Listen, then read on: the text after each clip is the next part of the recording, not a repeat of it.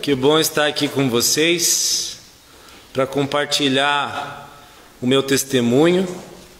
Ele já tem aproximadamente 22 anos, quando o Senhor Jesus tocou meu coração e mudou a rota da minha vida. Queria ler o texto que fez com que primeiramente eu tivesse uma decisão por Jesus Cristo, que está em Lucas 15, versículo 20. E levantando-se, foi para seu pai. Vinha ele ainda longe, quando seu pai o avistou, e compadecido dele, correndo, o abraçou e beijou. E o filho lhe disse: Pai, pequei contra o céu e diante de ti, já não sou digno de ser chamado teu filho. O pai, porém, disse aos seus servos: Trazei depressa a melhor roupa, vestiu, pondo-lhe um anel no dedo e sandálias nos pés. Trazei também e matai novilho cevado, comamos e regozijemo-nos, porque este meu filho estava morto e reviveu, estava perdido e foi achado. E começaram a regozijar-se. Muito bem, irmãos. Quando houve um encontro com Jesus, eu tinha por volta de 15 anos. Até aquele momento a minha vida era aqui na cidade de Chopinzinho. Eu era um rapaz de uma família simples. Meu pai mecânico, Cláudio. Minha mãe era dona de loja, né? A dona Agilce. E nós tínhamos uma vida agitada pelo contexto em que nós vivíamos, porque ainda que meus pais fossem de fato trabalhadores, eles tinham muitos problemas, e eles tendo assim características muito positivas, mas eles tinham problemas familiares muito sérios. E isso em decorrência de uma má formação familiar, né? Eles não vieram de famílias que deram uma base para eles, no sentido deles terem um compromisso com Deus. Na verdade, eles não queriam ter muito compromisso com Deus. Minha mãe teve uma época que ela tentou se aproximar mais de Deus, assim, mas quando as coisas ficaram mais críticas dentro do casamento deles. Então, desde muito pequeno, a gente foi acostumado em família, tanto o casal em si, quanto meus tios, por parte de pai, principalmente, a ter o convívio muito próximo da bebida. E a bebida trouxe muitas marcas tristes para a nossa família, porque quando se bebia demais e perdia o controle, então havia violência doméstica, palavras difíceis de serem ouvidas, confusão, né? Muita coisa que também havia uma resposta. O meu pai bebia muito, minha mãe também não tinha uma sabedoria para administrar isso. Muitas vezes brigas que chegaram até a ela competir, por exemplo, na bebida, tomar, ela mesma chegar a vomitar. Meu pai muitas vezes de carro sempre teve muita dificuldade assim de relacionar álcool com a direção, então muitas vezes usava do carro para dar cavalinho de pau, deu trabalho para a polícia.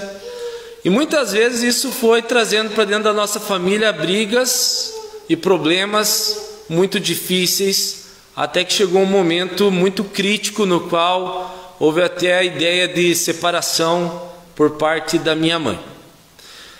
No meu caso e das minhas irmãs, nós éramos assim, sem referencial.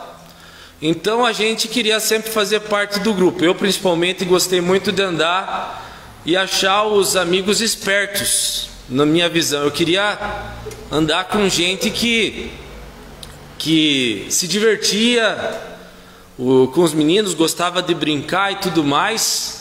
Mas muito por ser influenciado, eu sempre fui por caminhos assim errados. Até mesmo nas religiões, nas reuniões religiosas da denominação que nós pertencíamos antes de ter o encontro com Jesus, nós íamos, os pais não iam, então nós com essa turma de amigos chegávamos mais para o final da reunião, e nós gostávamos de nos divertir muito com qualquer coisinha que acontecia lá, a gente fazia daquilo uma piada para nós.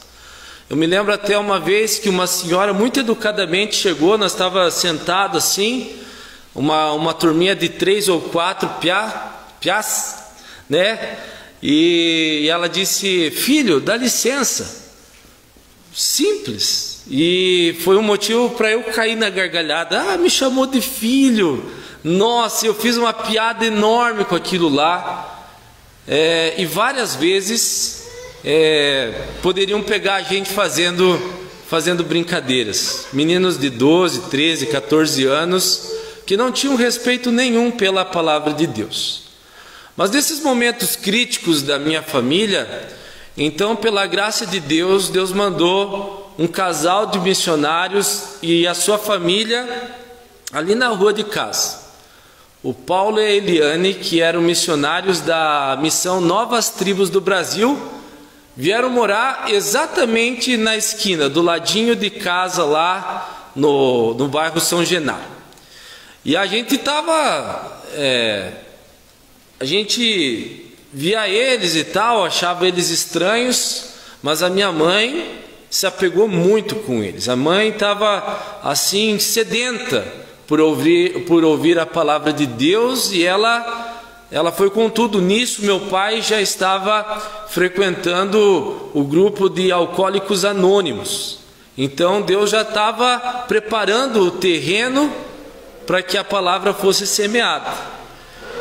E então a minha mãe, com muita sede, foi buscar e foi conversar com eles, e eles davam um estudo baseado num livro chamado Alicerces Firmes, que é o mesmo livro que depois foi dar origem ao Estranho no Caminho de Emaús. Era um estudo cronológico da Bíblia, de Gênesis até os Evangelhos e assim por diante. E a mãe se agarrou com tudo naquilo, e toda quarta-feira à noite eles iam lá dar estudo bíblico para ela, e ela ficava lá conversando, eles aconselhavam.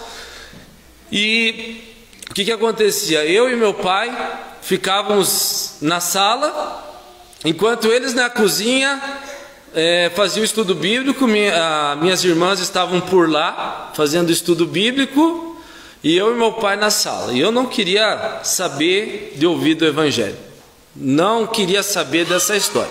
Tanto é que um dia, para provocar a Caroline, que é minha irmã,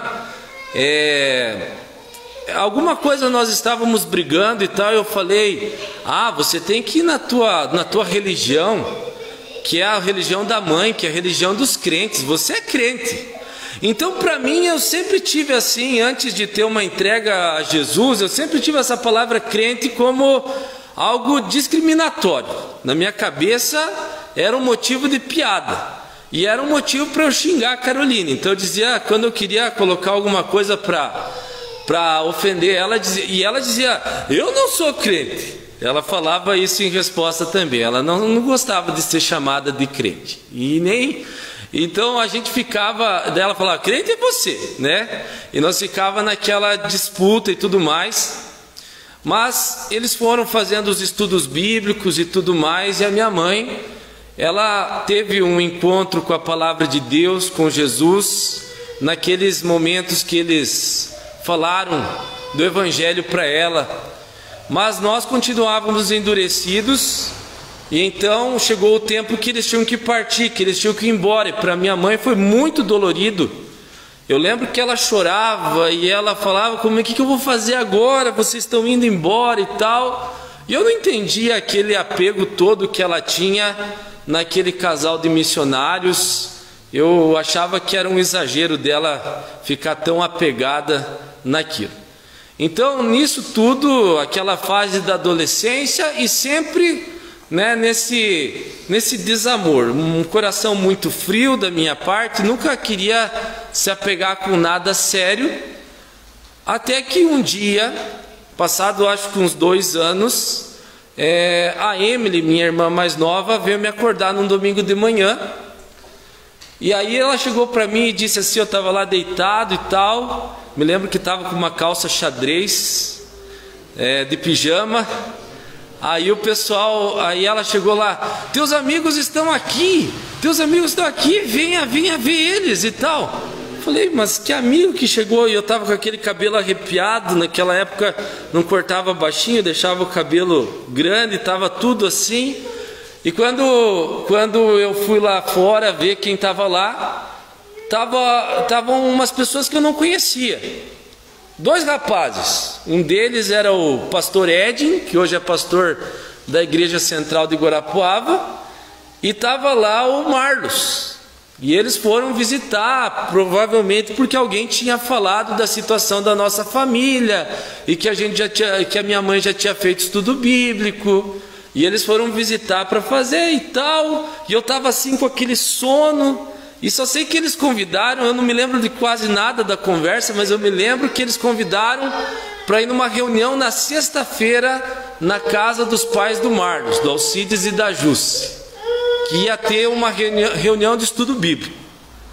Quando chegou na sexta-feira, minha mãe, animada e tal, se preparou para ir na reunião de estudo bíblico, estava animada. E ela disse, André, vamos, né? Vamos. Aí ela levou as meninas. Eu disse, não, mãe, eu não vou em estudo bíblico, eu vou ficar aqui em casa. Eu não quero ir ver negócio de estudo bíblico. Estava assistindo televisão, eu gostava de uma televisão que, nossa, para mim era muito bom. Aí quando o pai chegou em casa do serviço, assim, era mais ou menos umas 9 horas da noite, ele disse, cadê tua mãe, piá? Aí eu falei para ele, minha mãe foi no culto dos crentes, né? Aí ele falou, vai atrás da tua mãe, agora, você vai atrás da tua mãe. Aí eu peguei, tá bom, então eu vou. Aí quando eu cheguei lá na reunião, já era mais ou menos o final do culto, mas eu vi que tinha umas 30, 40 pessoas lá, acho que 30 pessoas mais ou menos. E entrei lá e tal, já estava no final, estava todo mundo se cumprimentando, animado, né, faceiro. E de repente eu vi que começaram a colocar umas tortas salgadas lá na frente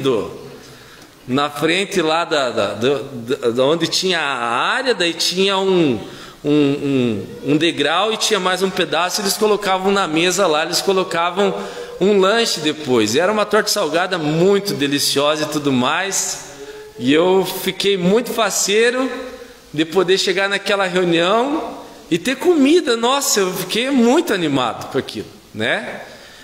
Tanto é que no domingo, né, na sexta-feira, o pastor Marcos vinha de Coronel com o pessoal de Coronel fazer o estudo bíblico, o culto.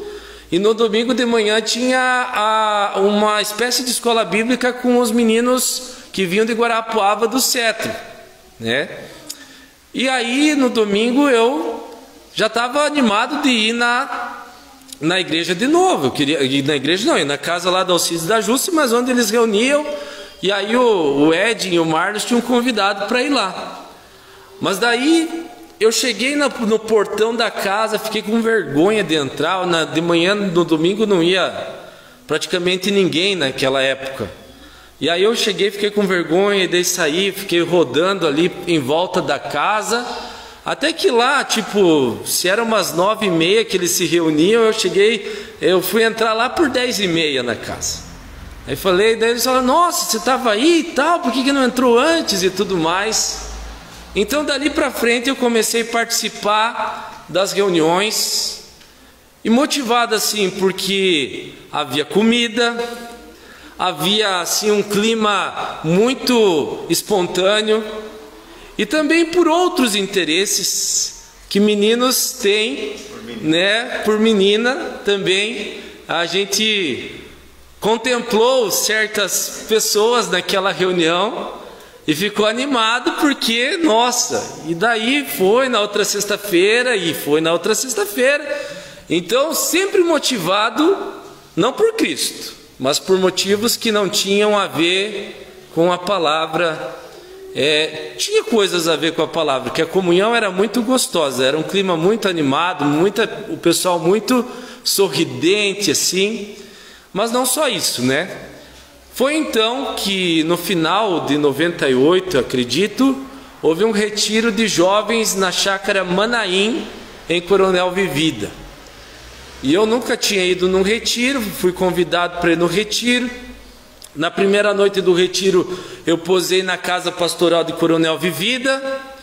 Eu dormi tão bem lá na casa pastoral de Coronel Vivida que nem vi um menino que tinha caído de um triliche.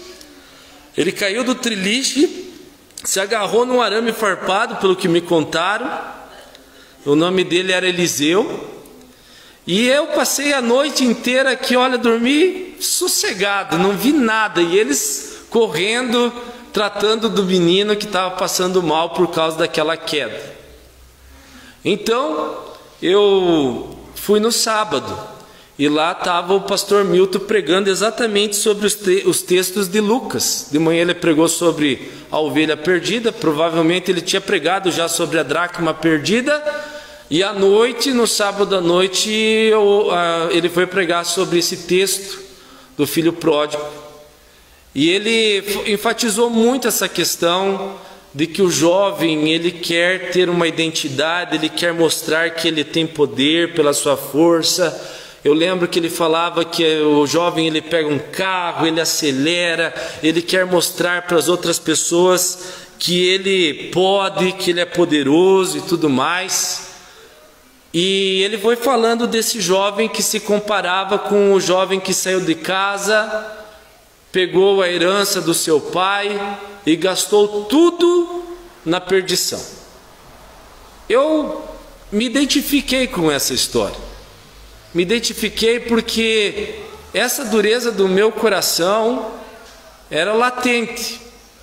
Quantas vezes que eu pensava assim no meu pai num sentido negativo.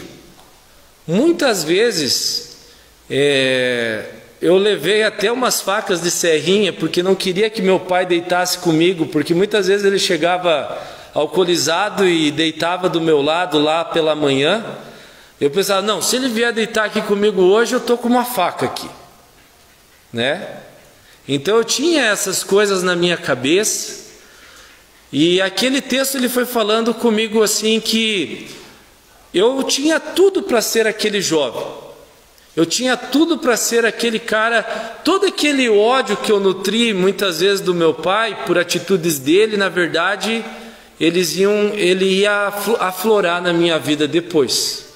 Muitas coisas que eu passei antes dessa entrega a Jesus, né? Porque daí eu fui vendo o amor de Deus pela minha vida e como ele veio me buscar, porque ele fazia menções da ovelha perdida também, como ele veio como um pastor no meio das minhas trevas espirituais e como Jesus entregou a vida por mim, venceu a morte por mim e como pastor veio e me resgatou das trevas. E foi aquele dia que eu entreguei minha vida ao Senhor Jesus. Mas muitas coisas que eu passei de sofrimentos me prepararam para outras coisas que eu passaria.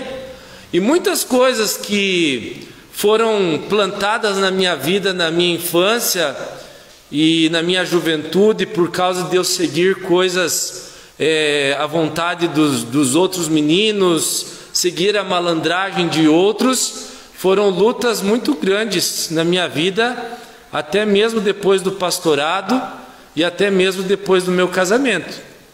Muitas coisas foram plantadas e que Jesus teve que ir mudando ao longo de tempos na minha vida, porque eu não tinha identidade. E eu seguia a postura de quem eu me agradava de estar perto. Eu ficava perto de alguém, se o cara convidasse para fazer uma besteira, eu não dizia não. Tudo eu dizia sim. Mas graças a Deus, porque bem ali com 15 anos, na hora que as coisas elas começaram a se complicar na minha vida, então teve esse confronto, teve esse resgate para que mesmo que num período de tempo eu estava ali só, como eu falei uma vez na minha profissão de fé, batendo ponto na minha vida espiritual, porque eu só vinha por obrigação, assim, por outros interesses. Foi por causa do Evangelho, quando Jesus foi me apresentado como aquele que me resgata, como aquele que, assim como o Pai amoroso aqui abraçou o Filho, saiu correndo, Jesus também veio ao meu encontro e me salvou. Foi por isso que as coisas começaram a mudar na minha vida. E sempre foi uma luta assim para que várias áreas da minha vida fossem sendo transformadas ao longo dessa caminhada com Jesus. Nunca foi uma experiência fácil crescer. Tanto é que, por exemplo, quando foi construir aqui atrás, antes de construir, eu lembro que eles vieram desmanchar a casa que tinha aqui no terreno da igreja. E eu falei na reunião de sexta-feira assim, olha, não, eu vou lá, podem contar comigo que eu vou ajudar vocês. Mas no sábado que eles iam fazer tinha a escolinha de futebol, tinha o treino de futebol. Então eu fui lá treinar futebol. O que eu queria era treinar futebol, porque eu queria estar naquele contexto. Mas Deus foi transformando a minha visão, transformando o meu coração, e as coisas elas foram acontecendo. Depois eu participava das cruzadas evangelísticas. Pastor Marcos tem ainda uma Kombi, nós íamos de Kombi. Uma das coisas mais legais que tinha foi um período bem próximo assim que a igreja de Pato Branco ficou sem pastor, e todo domingo nós íamos para Pato Branco fazer o trabalho lá em Pato Branco. E algumas vezes a estrada estava bloqueada, nós pegávamos outros caminhos, outros atalhos que tinha por terra, e para não atolar a Kombi, a gente subia na traseira da Kombi e ficava em cima para que a Kombi não atolasse. Nas voltas dos retiros também, algumas vezes nós subíamos atrás da Kombi. A gente fazia muita atividade, e isso foi mexendo comigo. E uma das coisas que mexeu muito comigo foram as cruzadas evangelísticas e aprender a falar de Jesus para outras pessoas. Isso foi me desafiando, me instigando. Eu queria falar, eu queria evangelizar, eu queria que as pessoas fossem convencidas, e eu queria entender aquele método de evangelismo. Então isso sempre me cativou muito, e foi por esse motivo que eu quis estudar no Cetro, que era o centro de treinamento de obreiros.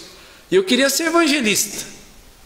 Eu queria estudar para evangelista. Até tinha uns irmãos aqui que diziam que eu era pastorzinho e tudo mais, talvez porque eu falava alguma coisa da Bíblia, mas sempre me cativou. E aí fui a Guarapuava, e um ano depois que eu estava em Guarapuava, então o presbitério do Iguaçu apoiou um seminário que foi feito lá na Igreja do Bom Sucesso em Guarapuava. E então eu comecei a estudar. Eu não estava muito animado para estudar, mas no seminário queria só terminar minha faculdade de História, mas acabei entrando no seminário. Foi então que 4 anos depois, eu não sabia o que ia ser, chegou uma proposta para mim para ir trabalhar no Palmital e no Laranjal, que era no centro do Paraná. Eu não lembro que janta que era, mas o pastor Marcos trouxe uma carta, uma proposta para eu ir trabalhar lá. E foi lá no Palmital e no Laranjal que o meu chamado realmente despertou, que foi o momento que eu entendi que era para isso que Deus tinha me chamado, né? Que Deus tinha me chamado, que era para anunciar o Evangelho. Então eu ficava 3 dias em Guarapuava, 2 dias eu ficava em Palmital e 2 dias eu ficava em Laranjal. E toda semana eu fazia esse percurso durante 1 ano, até que eu fui chamado para trabalhar em Francisco Beltrão, e estou em Francisco Beltrão desde 2007 até hoje, em 2020. E Deus sempre foi mexendo na minha vida ao longo de todo esse tempo. Acredito que várias coisas foram transformadas ao longo dessa estrada. Eu não sou, como diz um homem do passado, eu não sou o que eu gostaria de ser, que eu gostaria de ter vitórias espirituais. Às vezes eu fico ouvindo as pessoas dizer assim, não quero dar meu testemunho porque tem muita coisa que eu falho ainda. E realmente ainda tem muita coisa que eu preciso crescer na minha vida como pastor, como pai de família, como marido. Tem muita coisa que eu preciso crescer, mas eu já não sou mais aquele que eu era. Pela graça de Deus, hoje eu sou o que sou. Eu sou um homem transformado, que tem lutado na sua vida, e que tem lutado junto com Jesus, que Jesus tem lutado comigo, e uma das maiores dádivas que eu tenho aprendido com Jesus é a paciência que Ele tem comigo. E sempre que eu penso assim em Jesus, eu penso numa palavra que Jesus dizia para os discípulos dele. Ele dizia assim: até quando vos sofrerei? E eu fico olhando para a minha vida e me coloco nesse lugar. Como Jesus tem tido paciência comigo, mas Ele nunca me desamparou. E graças a Deus, pela pessoa, por exemplo, do pastor Marcos, que sempre foi alguém que quando precisou me dizer a verdade, me falou. E aí, graças a Deus pela minha esposa, pela Maiara, que é difícil ouvir as correções dela também, mas sempre me abençoou com as correções dela. E graças a Deus por tantos outros irmãos que fazem parte da minha vida, porque assim, uma das coisas mais difíceis para mim é ser corrigido. Tenho dificuldade de ouvir quando me corrigem, mas sempre me abençoou a correção. E mesmo que às vezes seja difícil, sempre é importante ter um coração de aprendiz. E eu creio que é isso. Jesus está discipulando, mexendo na minha vida. Ele começou uma boa obra lá naquele tempo. Ele me chamou das trevas, mas Ele vai tirando cada pouquinho aquele eu que quer governar o meu coração. Então sempre preciso dele para que não seja dominado pelo egoísmo, né? Então, por isso que, graças a Deus, estamos nessa vida com Jesus. E essa é a maior bênção que se pode existir. Ser salvo, ser amado por Jesus e ter Ele controlando o meu itinerário. Não muitas vezes porque eu quero, mas porque Ele sempre me mostra assim, através da palavra e das circunstâncias. Ele diz: você está indo para o caminho do teu orgulho. Então, muitas vezes eu não estou preparado, como eu falo muitas vezes lá na igreja, eu não estava preparado para ser evangelista, não estava preparado para ser pastor, não estava preparado para ser marido, não estava preparado para ser pai. E também muitas coisas não estava preparado. E Deus foi abrindo as portas e Ele vai preparando a gente conforme a necessidade. Então agradecer a Deus, porque a minha vida era para ser uma sem Jesus. E sempre que o meu orgulho fala alto, isso vem à minha mente, que a vida com Jesus ela tem muito mais valor do que você pode imaginar. Era isso que eu queria contar para vocês, tá bom? Graças a Deus.